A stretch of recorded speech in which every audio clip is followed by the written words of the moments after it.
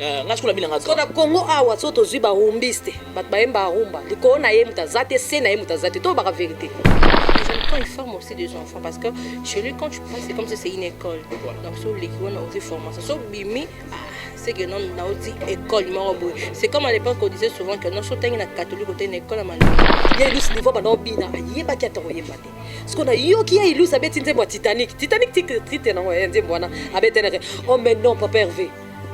Osala musala kitoko ti encore oza formateur au format oza olandika papa no weranson mais toi na posa bato ba pembe no ba koma ba conscient. Surtout une armée d'Israël, tu as une école à Malonga, tu vois. Mais surtout une école à Bassité, mais quand tu es chez Ferrigola, c'est comme surtout une école catholique, soit une armée d'Israël, pour appeler l'école à l'école, on a l'objet. Papa, on va avoir un problème. Les musiciens, on a un problème d'entourage.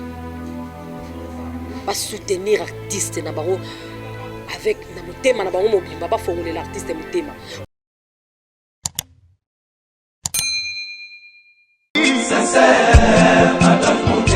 Claude Lukebakweno. Claude Lukebakweno. Claude Lukebakweno. Prochaine naïe, j'espère. Claude Lukebakweno. Prochaine naïe, j'espère. Bokoto, babi Claude Lukebakweno TV et na monde danger. Ba Gaulois nyonso oh vraiment bolinga boyoka actualité à mission na bino bolinga mingi. Faire gola Jésus de Nyonso et puis actualité musicale. Et ça awa na Claude Lukebakweno TV moto danger.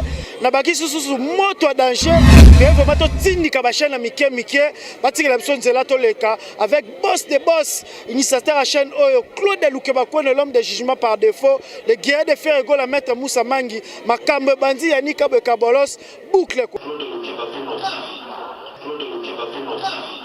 Magauzi yo ado senga na bino bosa abonné massivement na site oyo Claude Lukebakweno jugement par défaut. Oyo marque uzazo koloba yeyo awa ya nenga dessin animé na ngosiko donc abonnez-vous massivement ceux qui bolingi pena loba la grand prêtre Marie-Paul s'abonnez-vous. Et voilà, merci beaucoup à tous nos abonnés de CLTV Claude Lukebakweno Télévision.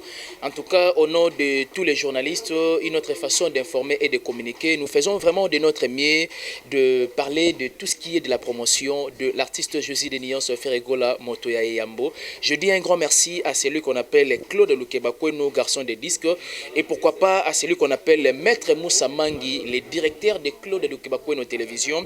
Je dis un grand merci à Dieu Kintona, Étoile du Berger. Celui-là n'a pas un problème d'argent, il a un problème de dépenses. Merci beaucoup à la grande dame de London, Mère Ali à Kintona Wassa. Merci beaucoup d'assistance et à Dekari Bachia, là mon cher frère, confrère d'estime. Un grand merci aussi à celui qu'on appelle mon vieux Miguelito Nkumbe Mvwiti. Yabatu ya mère Amour Kitoto depuis quelque part. Un grand merci à mère Ale Kaspara Lindambi depuis les États-Unis. Chers internautes et nos abonnés, vous le savez bien que l'artiste Jésus de Nyonso, il y a cela quelques jours passés, a peut-être déjà lancé une affiche et un concert pour les 19 septembre, le mois en cours, na le millionnaire. Encore une fois de plus, is back de Jésus de Nyonso na les millionnaires. Et voilà, je disais que l'autre fois, tout le monde que Jésus de Nyonso droit d'entrée, c'est-à-dire pour la singleton, il a acquis $25. Mais cette fois-ci, Babaxi sous moi une dose de valeur et c'est la preuve que artiste à comprendre réellement que Moussala Zosala, il faut quand même moi cacher, ça fait énormément plaisir. Et donc c'est votre format ou soit type de mission où il y a toujours qu'on solliciter, parfois quoi intervenir dans la qualité artistique de l'artiste Ferrigola Jésus de Nyonso. En tout cas, avant la première intervenante, Magashou Mavinga, Mutatika Tolo na défaut, j'aimerais d'abord dire un grand merci, surtout dans mon vieux Bouche Bouchir et Abatou mère Ornella la Bichesse depuis quelque part. Et pourquoi pas mon vieux Kevin et Kimama Lentelo Nakati à Paris. Je dis aussi un grand merci à mon vieux Amédée Mavila, un papa très sociable et donc tout demeure toujours patient, un bon papa. Magashou Mavinga, je te fais appel, la première intervenante, Ayato Mekano, moi Moukie Kosolanae, concernant le savoir artistique de l'artiste, parce que pyromane aussi, c'est déjà pour bientôt, et donc tenez-vous prêts, parce que l'artiste travaille d'arrache-pied, l'artiste va travailler pour pesa bino ba produit o eza ko correspondre bien entendu surtout na ba grain na bino na ba sentiment na bino combien même beaucoup auditionner ngo vous allez comprendre que l'artiste est en train de travailler d'arrache-pied. Magashu Mavinga mtatika tolo na défaut à qui je dis bonjour. Bonjour Ben Mavembo, les positivistes. Bonne santé de Kanengo mona. Kabo. Un mot d'abord pour les Gaulois, un mot pour les gladiateurs et puis tout est bandé pour évoluer l'intervention là. Oui, mingi to lobila ka ba Gaulois bazala actif. Toza mposa to mona musala. To ningi malu bebele bele te ka to mo maboganga nganga ebele. To na posa travaillons. Ngazala ka na souci moko na mona batu ba Gaulois on dirait bazara vraiment baza trop malil.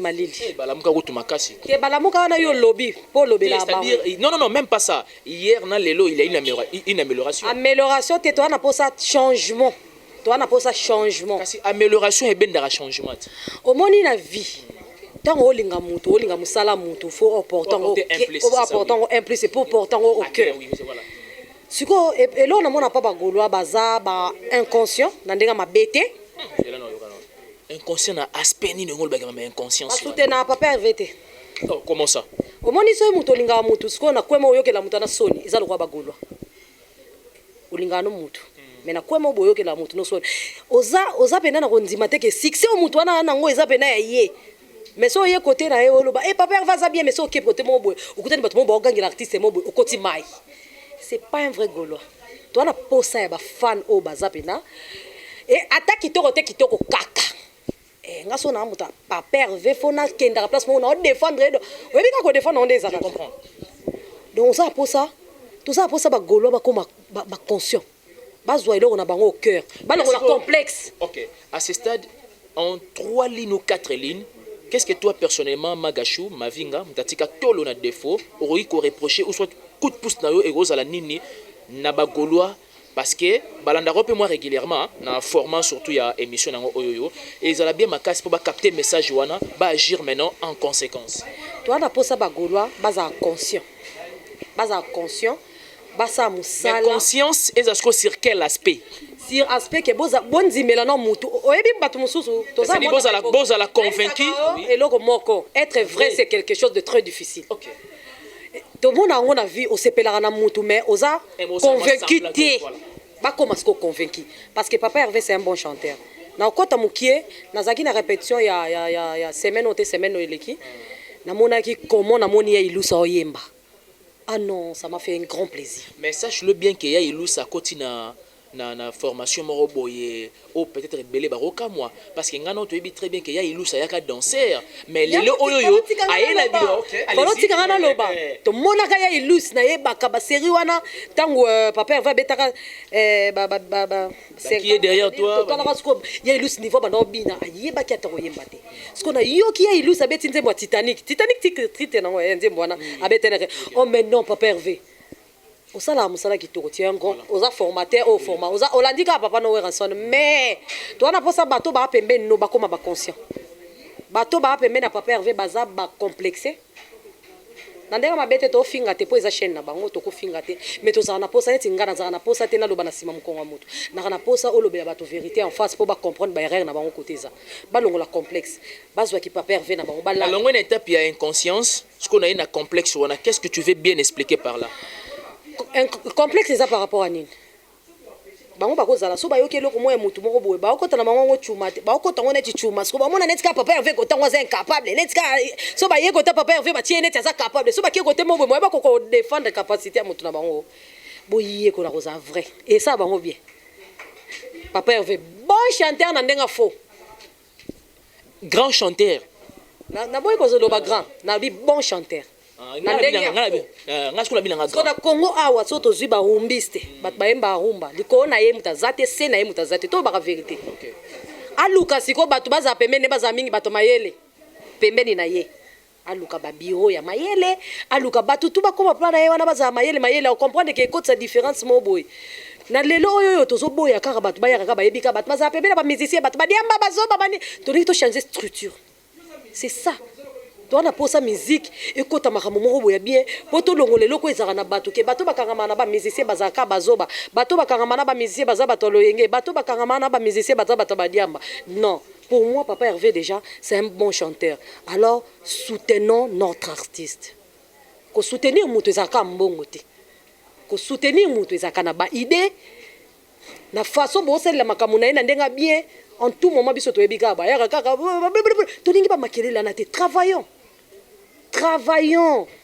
Et comme la maman mo bobo ça pena polémique esimba na ngote webi ba maman ngo ye parce que tant to ba polémique ezalaka awa ya we ranson na JB si les lo eza ba ngala benga ngo ba polémique moko boy monumental même donc historique ouais remplacer bango ezate ti lelo un moment donné ba polémique esida toi ce qu'on a posé oyo na minute oyo ba comme conscient et le ba nango papa na Jean-Pierre le tete kimangu abi mikolo to ningi génération conscient tozela pyromane tozela ngona maboko ofongama to moni déjà ya ilusa pesa ki makambo engelo ba déjà que makambo eza papa veut côté na ba erreur ezate ayemba déjà bien aza mutu na kikomba ba lobaka mutu na ke bondisa ka mintima donc mutu a tiaka mitema ya bato ezala kimia wana zongisi bango na ndeka ya ba Congo central voilà na comprendre elle veut dire que bantima ya kubondama quoi sikoyo côté na déjà c'est bon to ninga entourage na ye to sentir po biso ka mutu totala bango biso nde mutu toyeba soki changement eza réellement to ezate papa va za un problème te ba musicien ba na problème te entourage ba soutenir artiste na bango avec na mutema na bango mobimba ba fongoler l'artiste mutema mutu na bino azalaka ngai ba sozo linga mutu ba défendra mutu wana surtout et pour tout on comprendre beaucoup m'appelle ba vrai quand on vous appelle les Gaulois, faut vous appeler ba Gaulois ou Gauloises mo boyo mitema na bino eza ouvert à travers mutu na bino boko matena ba kwemo boko timai te mutu a démarraka mutu a défendra mutu andima kaina ba défaut na et pourtant tant ozana bolingwa mutu ba défaut mutu mona na te est-ce que voilà c'est ça donc ngapo nanga ba Gaulois ba Gauloises tozala vrai à travers leader et ça biso bien.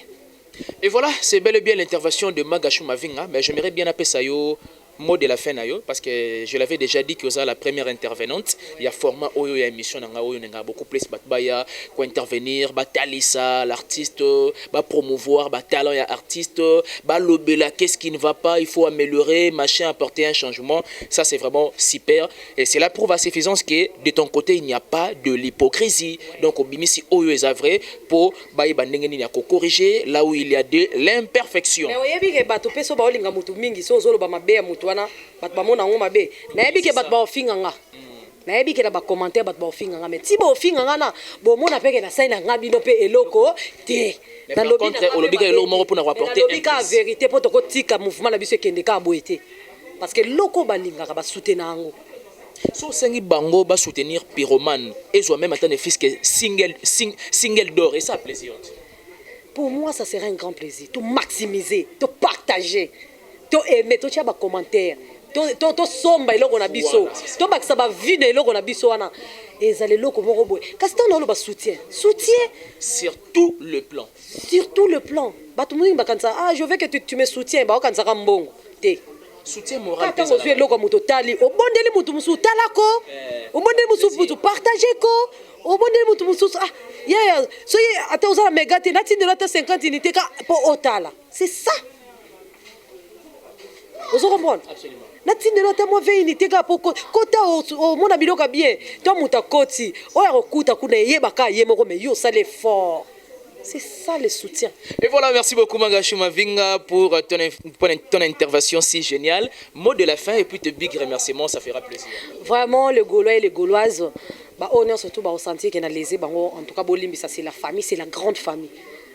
Tout ça, on a pour ça soutenir artistes, on a vu ça tout bien à Papa Hervé, faire Gola, on a vu ça tout au linga, mais on a vu ça bonheur dans la musique congolaise. Donc, tout le monde a Congo au boya yazate, mais tout ça, on a pour ça qu'à tout travailler. Travaillons, c'est ça qui est important. Vous comprenez? Et le banango, refait muchumba. Alors bananga, mère, so mutalingi faut soutenir na musana yo. Tout ça kana posa ya ko soutenir musala RM. Donc ba soutenir kaka. Donc on peut ça merci na batu tout o balandaka chaîne ya chaîne na bino oyo ba continuer ko landa.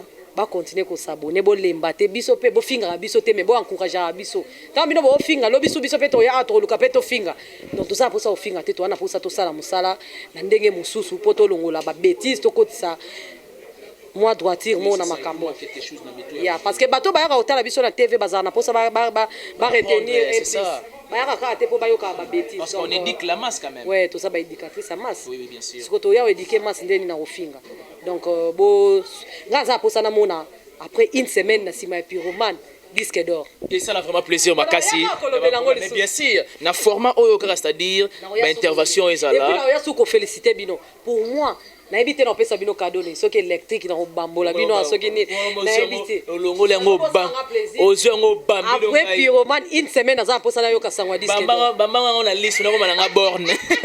Merci beaucoup l'intervention to linga bino to yango mona en tout moment to yaka ko sa ba intervention mais rassure nga ko bamba ngai olongo le bamba na bamba on est to l'électrique na TV on a sentiment ya disque d'or.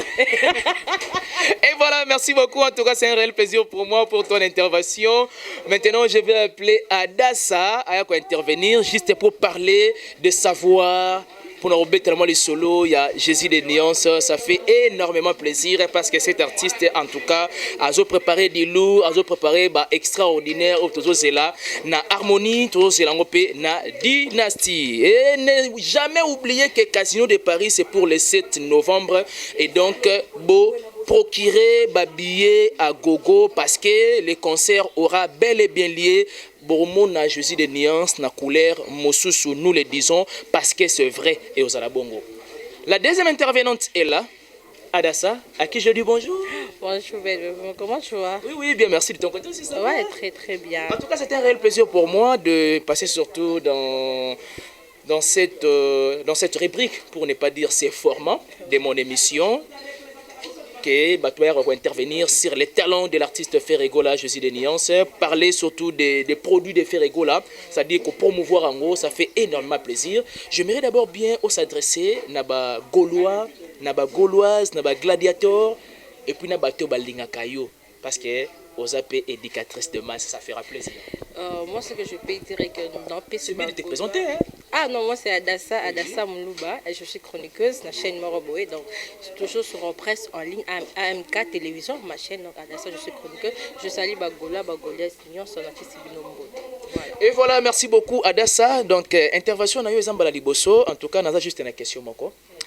Qu'est-ce que tu aimes beaucoup plus chez l'artiste Ferregola? Ce que j'aime chez lui, c'est son travail. Son travail. C'est un peu trop vaste. Maintenant, ce que Bato Bolanda Bisso, oui, il faut vraiment au développer, on va comprendre. Adassa aime bien Ferregola parce qu'il travaille bien. Mais ce qu'il faut bien fonder à Moussala. Bon, moi, j'aime son travail, j'aime sa façon dont il chante, j'aime la façon dont il fait des choses. Donc, moi, j'aime ça. Quand il chante là, je me sens, je dis waouh, on sent que quelqu'un chante. C'est pas que quelqu'un est en train de parler, mais il chante. Donc, j'aime quand il chante. Et puis, j'aime quand il forme aussi des enfants parce que chez lui, quand tu passes, c'est comme si c'est une école. Voilà. Donc, sur l'équipe, on a aussi formation. Sur Bimi, c'est que non, on a aussi école. C'est comme à l'époque, on disait souvent que non, sur une catholique, on a une école à Malonga. Sur une armée d'Israël, on a une école à Malonga, tu vois. Mais sur une école à la cité, mais quand tu es chez Ferregola, c'est comme sur une école catholique, soit une armée d'Israël. Pour moi, je fais première, deuxième armée d'Israël, troisième catholique. Voilà. Et voilà, Pyromane, c'est déjà pour bientôt. Tu peux demander aux Gaulois qui va maximiser Somba. Parce que moi, là, je suis vraiment passionné. Et on soit single d'or. Qu'est-ce que tu peux dire aux Gaulois pour la Pyromane? C'est des gens dans quelques jours. Moi, ce que je peux dire dans la Pyromane est que tu consommes, beau consommer Pyromane, pas seulement consommer en gros, beau ligne, ça le sous bateau, Pyromane. Parce que ce que j'ai remarqué que bateau, il y a Ferregola, ils sont fermés. Tu vois, je sais, il y a ma soeur par les cas qui a le bac et le roman, batak un peu fermé. Ferregola n'a pas hasard, vraiment, on a des soldats ma cassité. Comme Boga de la presse, comme Nassi, Baza, mais Baza milité. Comme en fait, je ne dis pas pour le voisin. Ok, mais le voisin, tu sens quand il fait leur promotion, il s'est bas, il fait. Mais chez Ferregola, c'est comme si c'est limité. Bateau Bazar, ce sont de flatteurs, mais ils ne viennent pas pour travailler. Mais pour faire rigolo, il faut encore revoir son bureau et puis d'avoir de travail, de bosser. Donc, à un peu dans bateau Babosara pour son travail. Voilà. Et voilà, nous sommes en tout cas pratiquement, c'était juste 2 questions. J'aimerais bien que bateau Balingarayo, moi, salutations. Et puis, dernier mot pour les Gaulois. Bateau Balingarayo, je sais d'abord mon ami personnel. Donc, lui, c'est un ami à moi. na msala oyo qui journaliste il me conseille trop, il m'a toujours dit que ça avance kolanda bato te koyoka te alobaki te déclaré bashi ya mobala sango boya et donc lui vraiment na msala oyo c'est mon ami qui me conseille déclaré bashi oui donc o babaka mutu apesa mutu c'est mon petit hein. Ah bon? Ah waouh ngakaza mukolo déclaré bashi c'est mon petit, il le sait bien. Tu es un petit. Donc celui qui me donne vraiment la force d'avancer. Moi, il a force oh ya pesa ngana. Il faut pas golo pe bazana ba force wana. Que non to bosser. Tu sais quoi ça que non tu sors là. Aucun millier mo ba c'est que non faire rigoler à beta musique. Au faire rigoler beta bien au côté malin. Au vandi kimia. Soki on t'a fait la beta bien au défendre au katano bani ko boni boso ba beta ka sala ka tu défends boyo ka couteau. Tu vois avec de preuves. Mais tous arabes battement soki ka faire la beta batka. Faire le rotem to vandi kana kwa bien. Abeta ndeka moi bien non, tu es là pour défendre la chose. D'être nga som tabika non pas chose pas comme boulot. Non défendre parce que moi je suis dans ça. Et ça bon côté, c'est pas tout le monde qui est comme ça. Et donc il faut qu'on défendre. Et là on a donc je salue Luc Amour depuis la France, papa Christian Nagladis. Je salue Barbie la patronne la petite sœur Nangai. Je salue Boga de la presse, n'a pas ça mot de belé ya soda makasi magachou, n'a pas ça mot je vous salue c'est mais pour bagolo nyonso bo consommer pyromane. Bo consommer harmonie ce que yé bo sande musala bo maximiser musala na bino hein bo sa promotion nango makasi avant papa a fait à sa promotion bino non pe bo sa promotion ya produit na bino ya iloko na bino. Ok, donc c'est juste ça ce que je peux dire. Merci beaucoup pour ton intervention. Et voilà, merci beaucoup, comprenez beaucoup, donc comprenez que j'allais aller vite en besogne. Merci beaucoup de s'abonner encore massivement sur CLTV. Merci beaucoup à toi Jérémy Maké, sur la caméra et à la personne de Ben Mavembo. Je dis un grand merci à mon petit Décaré Washi, à mon Bali à Sango. Je dis un grand merci d'assistance à Bogard de la presse, Mougantombolo Maï, donc Mbanga Mbanga. Un grand merci encore une fois de plus à Claude Lukebakweno, l'homme des jugements par défaut, garçon des disques. Merci beaucoup à toi Nancy Bassé, le VIP de la presse, et pourquoi pas à Dorcas Bolokoko, je vois aussi Yannick Kabouelettre, K de la presse. Merci beaucoup à La Noblesse Oblige Mavembo, futur juriste. Merci beaucoup à Dieu Quintona, Étoile du Berger. Celui-là n'a pas un problème d'argent, il a un problème de dépenses. Abonnez-vous massivement, laissez vos empreintes de commentaires, likez si géré. Bye bye.